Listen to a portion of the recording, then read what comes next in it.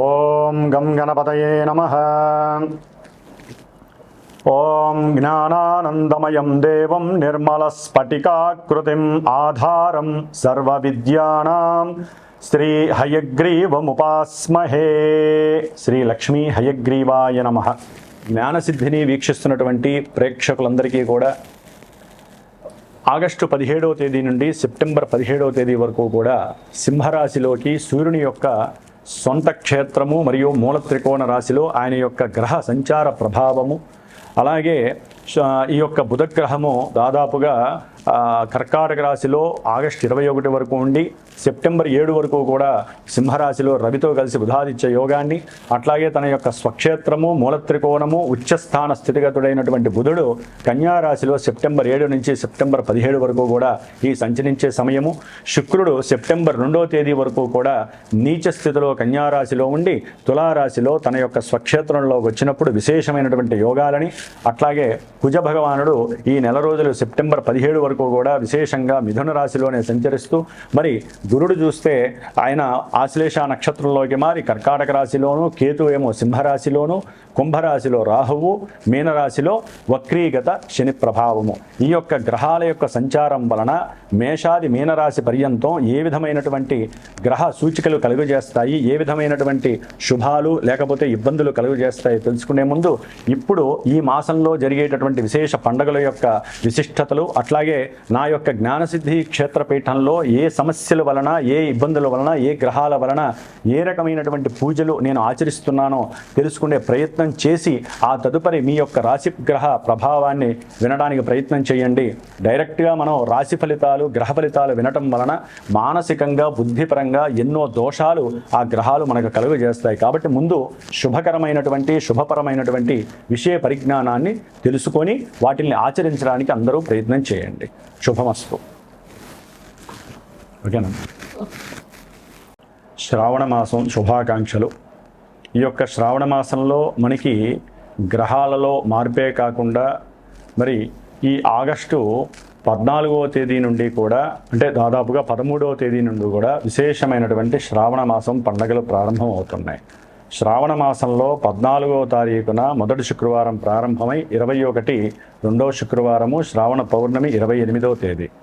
ఆ విధంగా 5 శుక్రవారాలు, 4 సోమవారాలు, 4 శ్రావణ మంగళవారాలు చాలా విశేషమైనటువంటి ప్రాధాన్యత స్త్రీమూర్తులకి సంబంధించినటువంటిది. దానివలన మాంగళ్య సౌభాగ్యము, అఖండ అష్టైశ్వర్యాలు, సత్సంతాన వృద్ధి, కుటుంబ వంశ వృద్ధి కలుగుతుంది.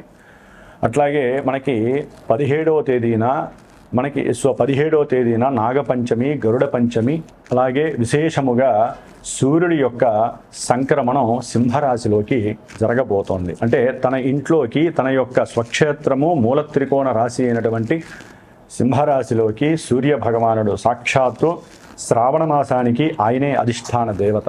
మరి ఆ మహానుభావుడు తన యొక్క సొంత ఇంట్లోకి వచ్చినప్పుడు అన్ని రాశుల వారికి, అన్ని నక్షత్రాల వారికి జరుగుతున్న దశ అంతర్దశలన్నీ కూడా అనుకూలించాలని ఆశిస్తూ, అట్లాగే శ్రావణ పౌర్ణమి విశేషముగా ఈ నెల ఆగస్టు 28వ తేదీన మరి అదే రోజున స్వామివారు మనకి జ్ఞానాన్ని భిక్షగా అందించజేసేటటువంటి హయగ్రీవుని యొక్క జయంతి, అంటే ఉత్పత్తి.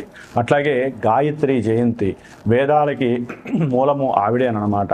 గాయత్రీదేవి యొక్క జన్మదినోత్సవం, అట్లాగే రాఖీ పండగ, అట్లాగే ఆగస్టు 31వ తేదీన సంకష్టహర చతుర్థి. మనకున్నటువంటి ఎన్నో వ్యాపార నష్టాలు, ధన నష్టాలు, అట్లాగే బుద్ధిహీనత్వం కలిగినటువంటి మాట తీరులో తేడాలు, వీటి వలన ఎన్నో ఇబ్బందులు ఎదుర్కోవడానికి ఆ యొక్క గణపతి యొక్క అనుగ్రహము లభించేటటువంటి శ్రావణ మాసం. కాబట్టి శ్రావణ మాసంలో ఇన్ని విశేషమైనటువంటి పండగలతో పాటుగా అందరూ తెలుసుకోవాల్సిన విషయము శ్రద్ధగా వినండి.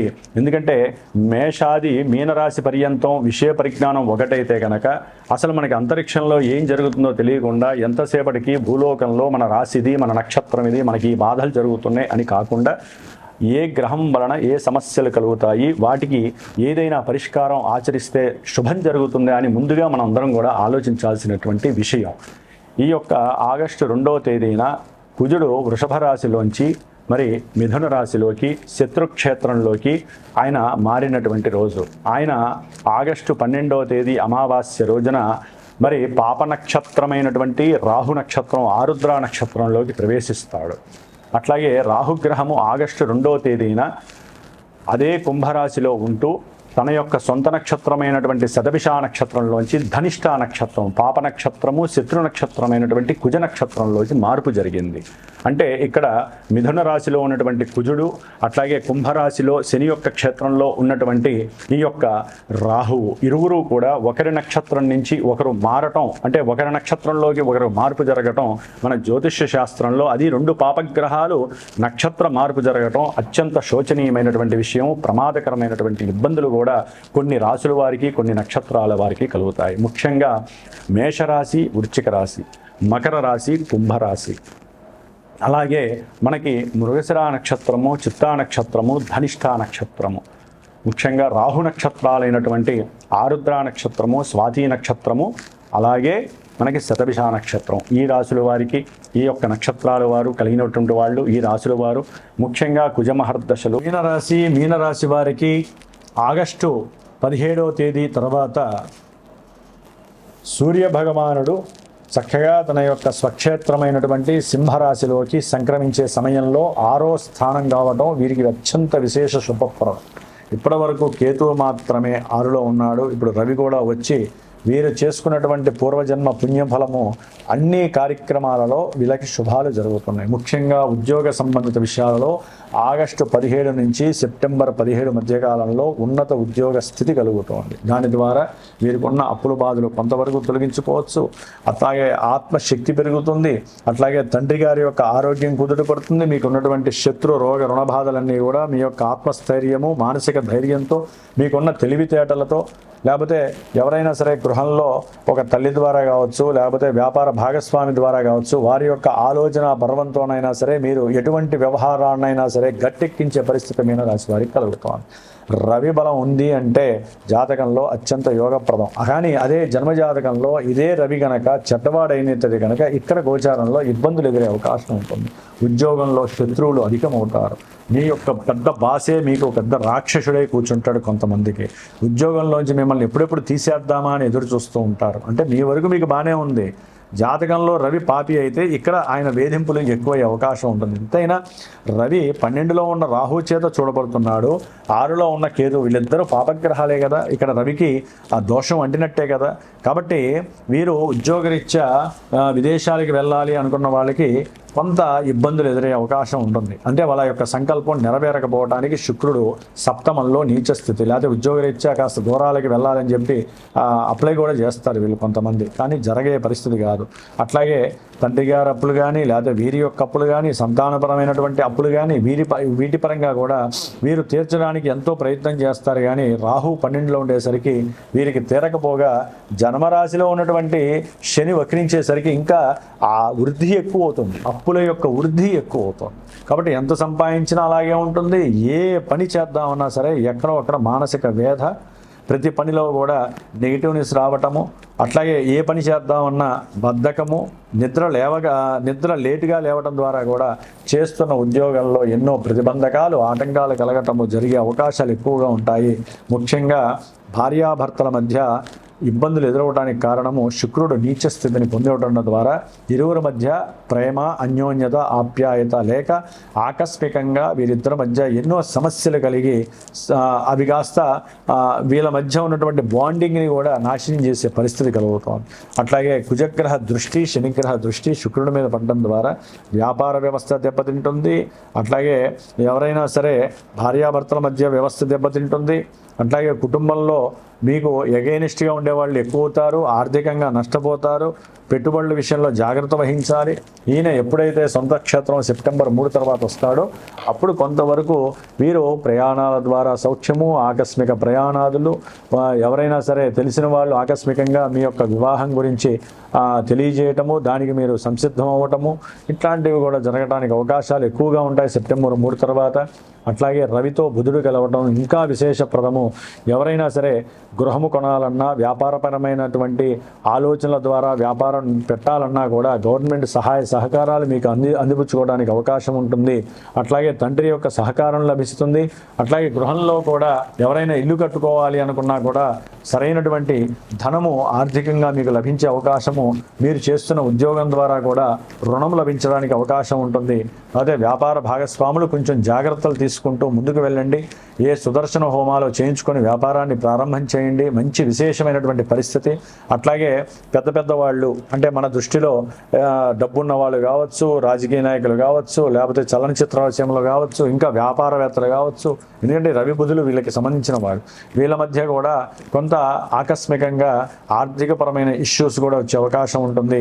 చతుర్థంలో కుజుడు వలన కుటుంబంలో ధనపరమైనటువంటి ఇష్యూస్, లేకపోతే తండ్రికి సంబంధించిన బంధువుల ద్వారా కొంత గృహంలో అసౌకర్యమైనటువంటి పరిస్థితి.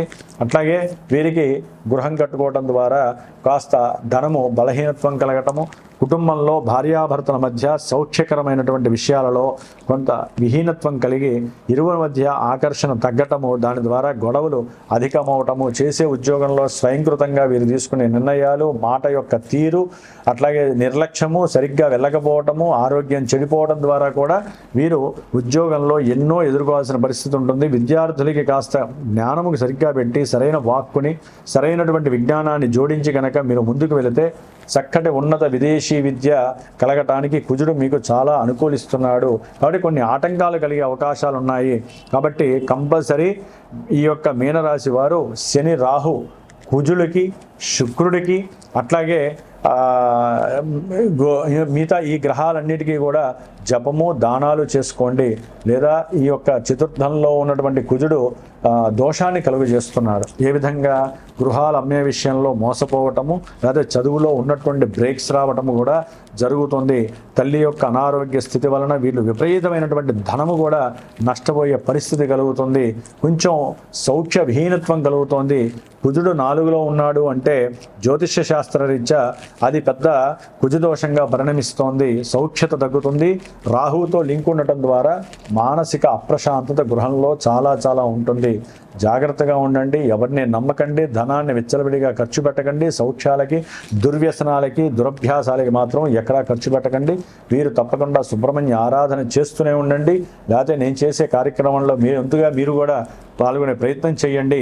ముఖ్యంగా హనుమంతుడి యొక్క సుందరాకాండ చేయించుకోండి, లేకపోతే హనుమంతుడి పూజలు చేసుకోండి, ఉపవాస దీక్షలు చేయండి, దుర్గాదేవి నామస్మరణ చేయండి. వచ్చేటటువంటి దీంట్లో సుబ్రహ్మణ్య ఆరాధనతో పాటుగా దుర్గాదేవి యొక్క ఆరాధన కూడా చేయండి. విశేషమైనటువంటి సౌఖ్యము మీనరాశి వారికి కలిగే అవకాశాలు ఉన్నాయి. ఓం శరవణ భవాయ నమః.